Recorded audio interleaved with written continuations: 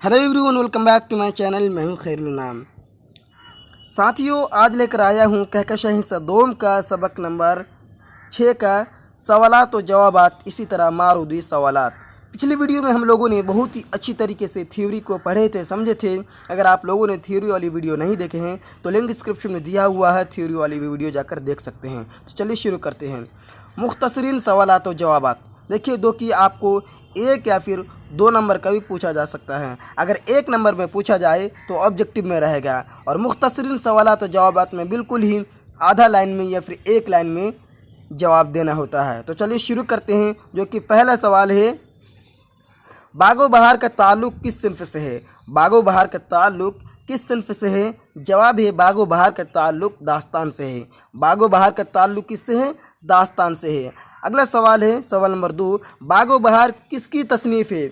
बागो बहार किसकी तसनीफ़ है? जवाब है बागो बहार मीर अमन दहलवी की तसनीफ़ है। अगला सवाल है, सवाल नंबर 3, बागो बहार बागो बहार कहाँ लिखी गई है? बागो बहार कहाँ लिखी गई है? जवाब है बागो बहार फोर्ट विलियम कॉलेज में लिखी गई है। बहुत ही ध्यान से सुनिएगा, जितना ध्यान से आप सुनेंगे उतना ही आपको याद रहेगा।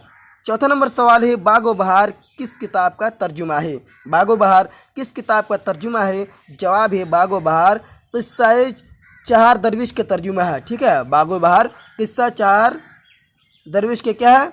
तर्जुमा है। अगला सवाल है, सवाल नंबर 5, बागो बहार पर मुसन्निफ को कितने रुपये का इनाम मिला था? यानी बागो बहार जो किताब लिखे थे, इसमें कितना रुपये इनाम मिला था, ये पूछा जा रहा है। तो जवाब है बागो बहार पर मुसन्निफ को 500 रुपये का इनाम मिला था। कितना? 500 रुपये का। यही सवाल आपको ऑब्जेक्टिव में भी देखने को मिल सकता है कि बागो बहार पर मुसन्निफ को कितना रुपये इनाम मिला था। आपको जो एक ऑप्शन 500 रुपये भी दिख सकता है, तो इस पर टिक लगा दीजिएगा। ठीक है। छठा नंबर सवाल है, बागो बहार की सने इशाअत बताइए। बागो बहार की सने इशाअत बताइए। जवाब है बागो बहार की सने इशाअत 1804 ईस्वी है। ठीक है, कब है? 1804 ईस्वी है। देखिए, इशाअत पूछा जा रहा है, ध्यान से सवाल समझने की कोशिश कीजिएगा। अगला सवाल है, सवाल नंबर 7, बागो बहार में कितने दरवेशों के वाक़यात को बयान किया गया है? जवाब है बागो बहार में 4 दरवेशों के वाक़यात को बयान किया गया है। ठीक है, कितना?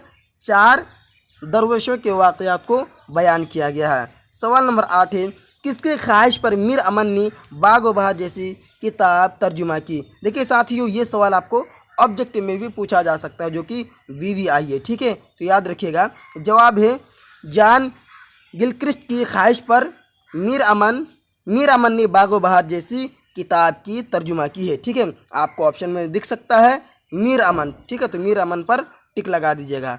सवाल नंबर 9 है, इस किताब में किन किन मुल्कों का जिक्र आया है? इस किताब में किन किन मुल्कों का नाम आया है, जिक्र आया है? बात सेम है। जवाब है इस इक़्तिबास में। ठीक है, इस इक़्तिबास में यानी कि इस किताब में। ठीक है, इस इक़्तिबास में चीन, हिंदुस्तान का जिक्र आया है। सवाल नंबर 10 है, शहज़ादे के वालिद और मलिक सादिक के दरमियान क्या रिश्ता था? साथियों, ये मलिक है। ठीक है, ठीक है, मुल्क मत पढ़िएगा, मलिक। ठीक है, मीम के ऊपर ज़बर और इसी तरह लाम के नीचे ज़ेर और काफ पर जो है साकिन। ठीक है, तो लिखा है शहज़ादे के वालिद और मलिक सादिक के दरमियान क्या रिश्ता था? जवाब है शहज़ादे के वालिद और मलिक सादिक के दरमियान दोस्ती का रिश्ता था। किस चीज़ का साथियों?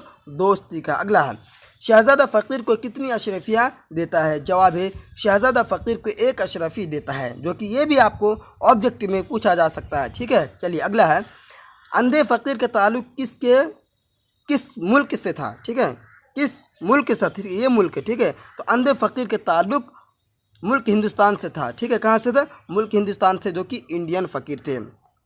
साथ ही यहाँ तक था मुख्तसरीन सवालात और जवाब, जो कि आपको ऑब्जेक्टिव में पूछा जा सकता है या फिर सब्जेक्टिव में। ठीक है, जो कि किताब में सब्जेक्टिव टाइप का दिया हुआ था, जो कि 12 था।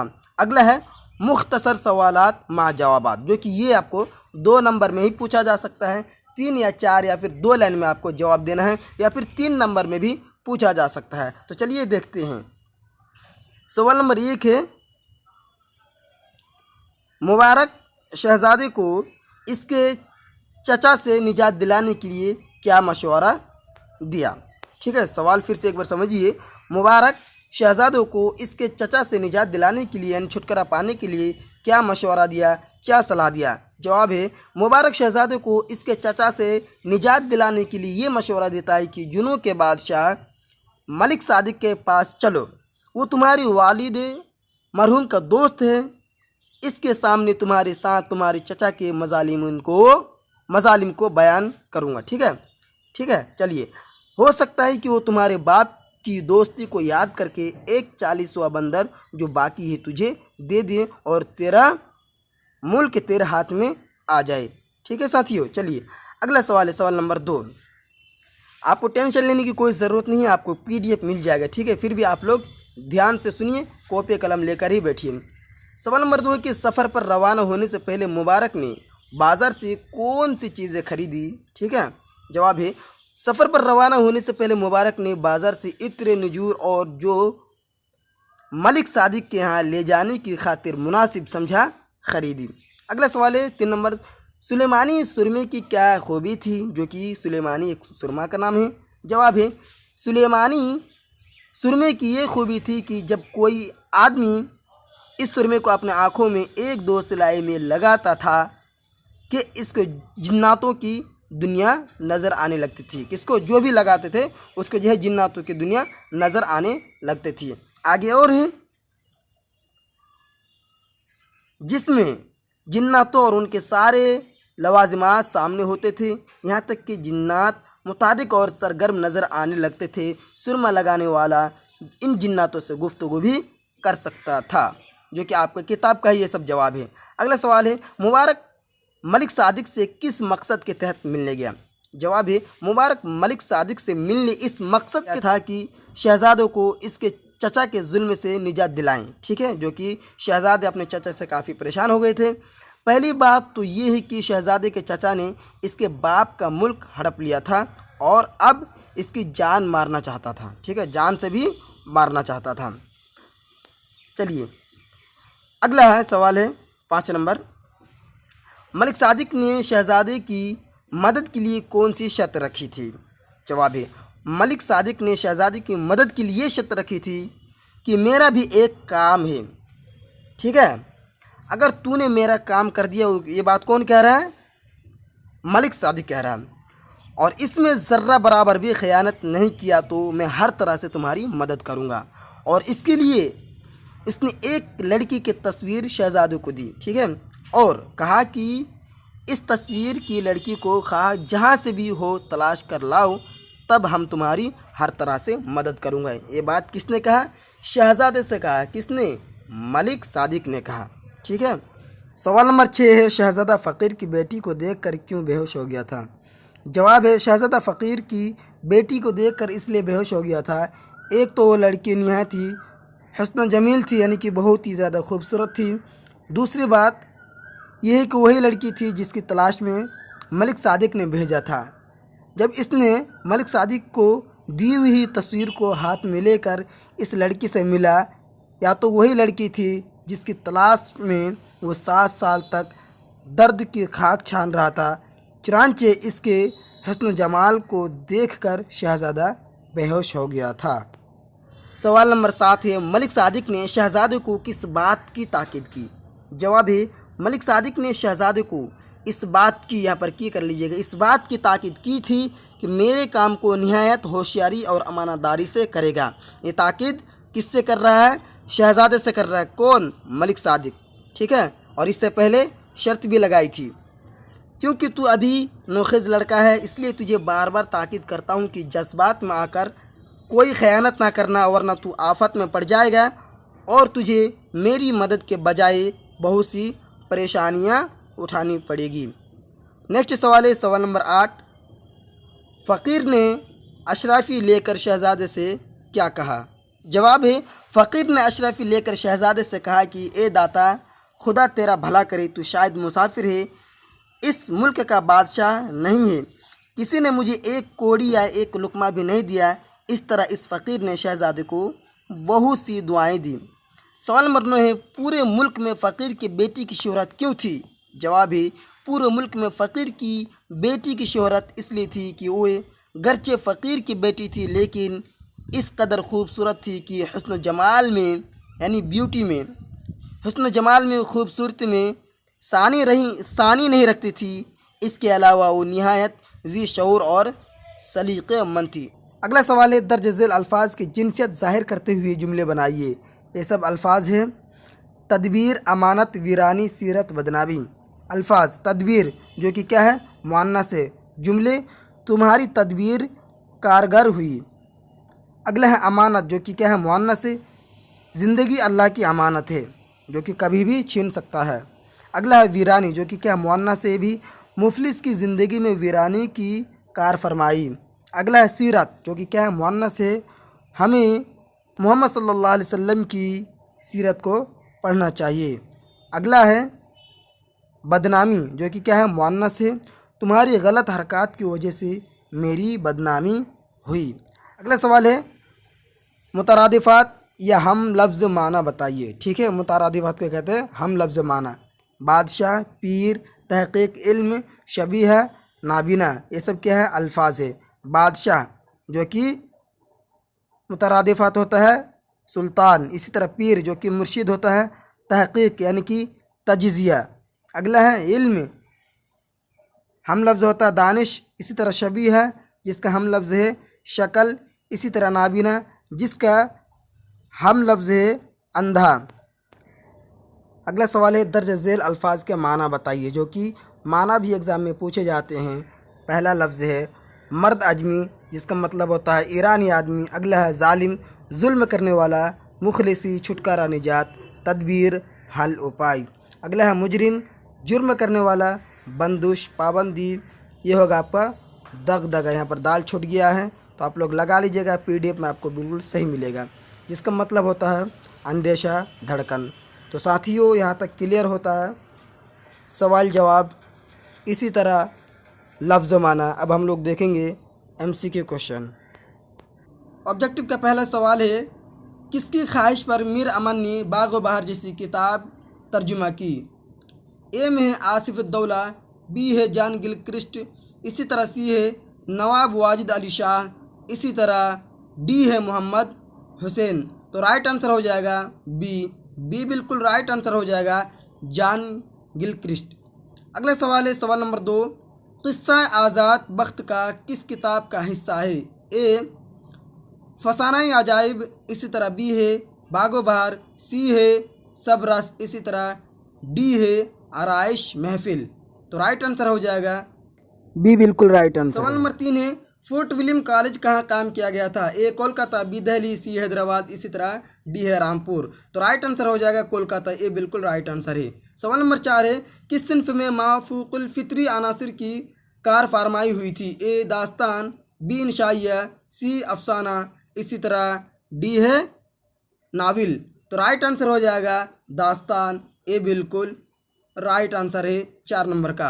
अगला सवाल है, सवाल नंबर 5, मीर अमन दहलवी से कौन सी नसरी किताब मंसूब है? ए फसाना अजाइब, इसी तरह बी है बागो बहार, सी है किस्सा है चार दरवेश, इसी तरह डी है आराइश महफिल। तो राइट आंसर हो जाएगा बागो बहार, बी बिल्कुल राइट आंसर है। सवाल नंबर 6 है, बागो बहार में कितने दरवेशों के किस्से बयान किए गए हैं? ए 4, बी 3, सी 2, इसी तरह डी है 1। तो राइट आंसर क्या हो जाएगा? 4, ये बिल्कुल राइट आंसर है।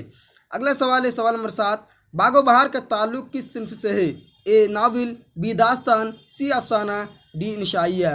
तो राइट आंसर हो जाएगा दास्तान, बी बिल्कुल राइट आंसर हो जाएगा। 8 नंबर सवाल है, बागो बहार में अंधे फ़कीर का ताल्लुक किस मुल्क से था? ए चीन, बी अरब, सी तुर्की, डी हिंदुस्तान। तो राइट आंसर हो जाएगा डी हिंदुस्तान, हिंदुस्तान बिल्कुल राइट आंसर है। 9 नंबर सवाल है, मलिक सादिक से शहजादे के वालिद का क्या रिश्ता था? ए दोस्ती का, बी भाई का, सी बाप बेटे का, डी इनमें से कोई नहीं।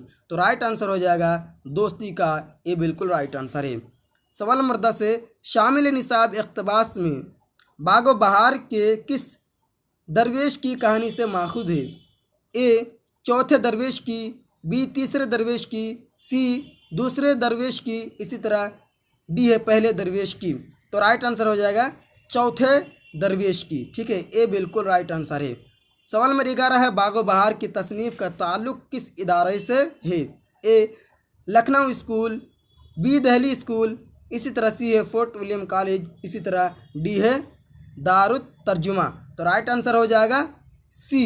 सी बिल्कुल राइट आंसर है 11 नंबर का, फोर्ट विलियम कॉलेज। 12 नंबर सवाल है मीर अमन की दूसरी किताब का नाम क्या है? ए ख्वाब ख्याल, बी गुंज खोबी, इसी तरह 12 नंबर सवाल है मीर अमन की दूसरी किताब का नाम क्या है? ए ख्वाब ख्याल, बी गुंज खूबी, इसी तरह सी है नौ तर्ज मरसा, इसी तरह डी है फसानाई अजाइब। तो राइट आंसर हो जाएगा बी। बी बिल्कुल राइट आंसर है 12 नंबर का। 13 नंबर सवाल है बागो बहार किस फारसी किताब का तर्जुमा है? बागो बहार किस फारसी किताब का तर्जुमा है? ए है क़िस्सा चार दरवेश, बी है गुलजार नसीम, सी है गुलिस्ता, इसी तरह डी है नौ तर्ज मरसा। तो राइट आंसर हो जाएगा ए क़िस्सा चार दरवेश। 14 नंबर सवाल है मीर अमन का तखल्लुस क्या था जो कि मोस्ट व्यू आई है? ए है लुत्फ, बी इंशा, सी अफसोस, इसी तरह डी है अमान। तो राइट आंसर हो जाएगा ए लुत्फ। लुत्फ बिल्कुल राइट आंसर हो जाएगा 14 का। 15 नंबर सवाल है बागो बहार किस सन में लिखी गई? देखिए सन पूछा जा रहा है, इशात नहीं पूछा जा रहा है। ए 1901, बी 1801, सी 1880, डी 1850। तो राइट आंसर हो जाएगा 1801 ईस्वी, बी बिल्कुल राइट आंसर है। 16 नंबर सवाल है बागो बहार के मुसन्निफ कौन है? ए मीर हसन, बी मीर अमन, सी मीर असर, इसी तरह डी है मोहम्मद हसन आज़ाद। तो राइट आंसर हो जाएगा मीर अमन, बी बिल्कुल राइट आंसर है। ठीक है, बी बिल्कुल राइट आंसर है। चलिए अगला है फ़िक्शन की सबसे मुख्तसर सिन्फ किसे कहते हैं? ए नावल, बी अफसाना, सी दास्तान, इसी तरह डी है ड्रामा। तो याद रखिएगा दास्तान। ठीक है, सी बिल्कुल राइट आंसर है। साथियों अभी जो है दास्तान वाले चैप्टर पढ़ रहे हैं, इसलिए दास्तान राइट आंसर हो जाएगा। लेकिन एग्ज़ाम में ये सवाल बीच में भी पूछा जा सकता है। ठीक है, तो याद रखिएगा तो दास्तानी होगा। ठीक है, अगला सवाल है किस्सा गोई की कदीम नस्री सिन्फ को क्या कहते हैं? ए दास्तान, बी नावल, सी अफसाना, डी इनमें से कोई नहीं। तो राइट आंसर हो जाएगा अफसाना, सी बिल्कुल राइट आंसर है। अगला सवाल है उर्दू की पहली अदबी दास्तान की निशानदही कीजिए। ए फसानाई अजाइब, बी बागो बहार, सी सबरस, इसी तरह डी है फसानाई आज़ाद। तो राइट आंसर हो जाएगा सी सबरस, सी बिल्कुल राइट आंसर हो जाएगा। अगला है दास्तान सबरस के मुसन्निफ कौन है? ए वली दुकनी, बी मुल्ला वजी, सी रतन नाथ सरशार, इसी तरह डी है रजब अली बैग। तो राइट आंसर हो जाएगा बी मुल्ला वजी, बी बिल्कुल राइट आंसर हो जाएगा 20 नंबर का। 22 नंबर सवाल है फोर्ट विलियम कॉलेज में मीर अमन की बहाली कितने रुपये माहाना पर हुई? ए 30, बी 40, सी 45, इसी तरह डी 50। तो राइट आंसर हो जाएगा 40 जो कि मोस्ट वीवीआई है। अगला है दिल्ली में अहमद शाह इब्दाली के हमले के वक्त मीर अमन की जागिर किसने लूट ली? ए है पूर्ण मिल, बी है सूरज मिल जाट, इसी तरह सी है घोर्न मिल, इसी तरह डी है इनमें से कोई नहीं। तो राइट आंसर हो जाएगा बी, बी बिल्कुल राइट आंसर हो जाएगा सूरज मिल जाट। अगला सवाल है सवाल नंबर 24 जो कि इस सबक में 25 टोटल एमसीक्यू क्वेश्चन था जो कि मैं लेकर आया हूँ। वो कौन सा सुरमा था जिसको लगाने से जिन्नातों की दुनिया नज़र आने लगती थी? जी तो बताइए। ए है दाऊदी सुरमा, बी सुलेमानी सुरमा, सी है याकूबी सुरमा, इसी तरह डी है दास्तानी सुरमा। तो राइट आंसर हो जाएगा सुलेमानी सुरमा। दास्तानी मत कीजिएगा कि ये चैप्टर दास्तान है तो फिर दास्तान राइट आंसर हो जाएगा, नहीं, सुलेमानी सुरमा। तो साथियों अगला सवाल है जो कि लास्ट है। कॉलेज की तरफ से सवाल है कि कॉलेज की तरफ से बागो बहार पर मीर अमन को कितने रुपये इनाम मिले? जी ऑप्शन है ए है 200 रुपये, इसी तरह बी में 300 रुपये, सी में 400 रुपये, इसी तरह डी है 500 रुपये। तो राइट आंसर क्या हो जाएगा 500 रुपये, जो कि ये भी मोस्ट ये आई है। साथियों, यहाँ तक क्लियर होता है। इस सबक का सवाल और जवाब इसी तरह मारूदी सवालात। आई होप कि इस वीडियो से आपका ये चैप्टर क्लियर हो गया होगा। अगर आप पीडीएफ चाहते हैं तो चैनल को सब्सक्राइब करके बेल आइकन को प्रेस कर लीजिए। इसी तरह इस वीडियो को अपने दोस्तों में भी शेयर कीजिए। फिर मिलूँगा नेक्स्ट वीडियो में। और पीडीएफ के लिए टेलीग्राम ज़रूर ज्वाइन कर लें, लिंक डिस्क्रिप्शन में दिया हुआ है।